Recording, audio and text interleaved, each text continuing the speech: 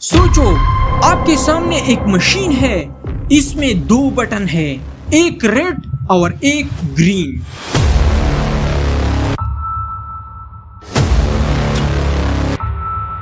اگر آپ red button دبائیں گے تو آپ سیدھے ماضی یعنی پاسٹ میں پہنچ جائیں گے، لیکن اگر آپ گرین بٹن دبائیں گے تو آپ سیدھے مستقبل یعنی فیوچر میں جائیں گے۔ اب سوال یہ ہے آپ کس طرف جائیں گے؟ آپ ریڈ بٹن دبائیں گے یا گرین؟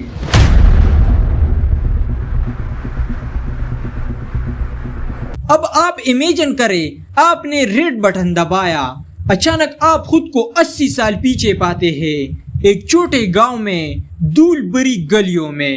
آپ کے سامنے ایک لڑکا کھیل رہا ہے، وہ آپ کے اپنے دادا ہے بچپن میں۔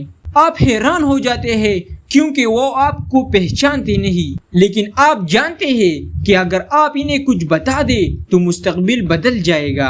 اب سوچو اگر آپ اپنے ہی دادا کو ماضی میں روک دیں یا پھر اپنے دادا کو وہاں پر مار دیں تو کیا آپ خود کو فیوچر میں ایگزسٹ کریں گے؟ یہ ہے دا گرینڈ فادر پیراڈاکس، اور یہ سوال آج تک سائنس سالو نہیں کر سکی۔ اب سوچو اب آپ نے گرین بٹن دبایا، اچانک روشنی کا طوفان آپ کو گھیر لیتا ہے، اور جب آنکھ کھلتی ہے آپ 500 سال فیوچر میں ہے۔ سامنے شیشے کے بنے ہوئے بلند و بالا سٹیز ہے، اسپیس میں انسان کولونائز کر چکے ہیں، آرٹیفیشل انٹیلیجنس آپ کے سامنے چلتی پھرتی انسانوں سے بھی زیادہ زندہ لگتی ہے، اور حیرانی کی بات شاید انسان اب 200 سال جیتے ہیں۔ لیکن فیوچر ہمیشہ روشن نہیں ہوتا۔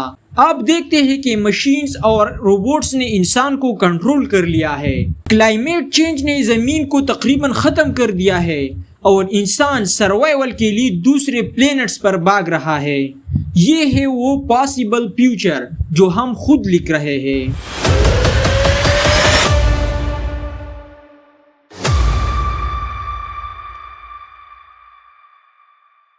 اب آتے ہیں اصل سوال پر، کیا واقعی ٹائم ٹریول ممکن ہے؟ البرٹ آئنسٹائن نے کہا تھا کہ وقت سیدھی لکیر نہیں ہے، وقت دراصل الاسٹک ہے، یعنی کھینچ بھی سکتا ہے اور سکڑ بھی سکتا ہے۔ سوچو آپ ایک راکٹ میں بیٹھے ہیں جو روشنی کی رفتار کے قریب اڑ رہا ہے، آپ کے راکٹ میں صرف 1 سال گزرتا ہے، لیکن جب آپ زمین پر واپس آتے ہیں تو پتہ چلتا ہے کہ زمین پر 50 سال گزر چکے ہیں، یعنی آپ کے دوست بوڑھے ہو چکے ہیں، کچھ مر بھی گئے ہیں، لیکن آپ ابھی بھی جوان ہیں۔ یہی ہے ٹائم ڈائلیشن۔ یہ کوئی کہانی نہیں بلکہ ایکسپیریمنٹ سے ثابت بھی ہو چکا ہے۔ اب ذرا سوچو کہ آپ ایک بلیک ہول کے قریب جا رہے ہیں۔ بلیک ہول وہ مانسٹر ہے جو روشنی کو بھی نگل لیتا ہے۔ اس کے قریب وقت اتنا سلو ہو جاتا ہے کہ اگر آپ وہاں صرف 1 گھنٹہ گزارے تو زمین پر کئی سال گزر جائیں گے۔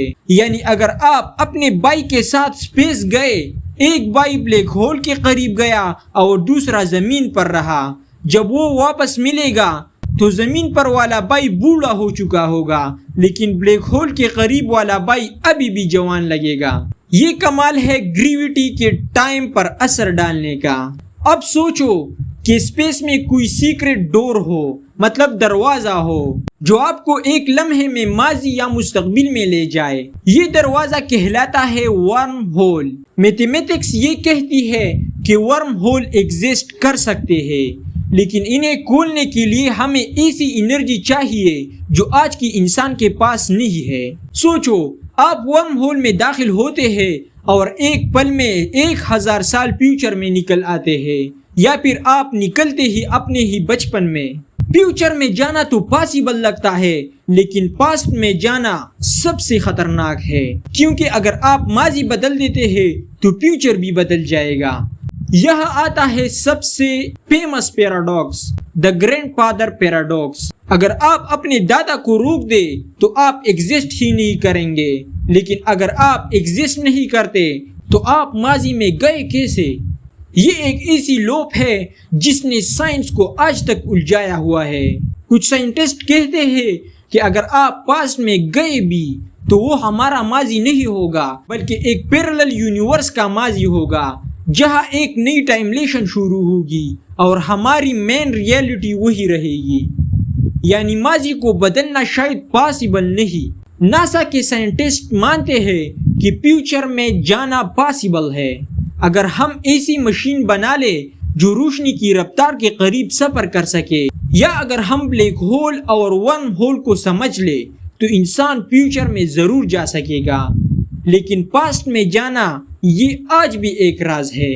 اسٹیفن ہاکنگ نے کہا تھا اگر پاسٹ میں جانا پاسبل ہوتا تو آج تک ٹائم ٹریول ہمیں ملے ہوتے.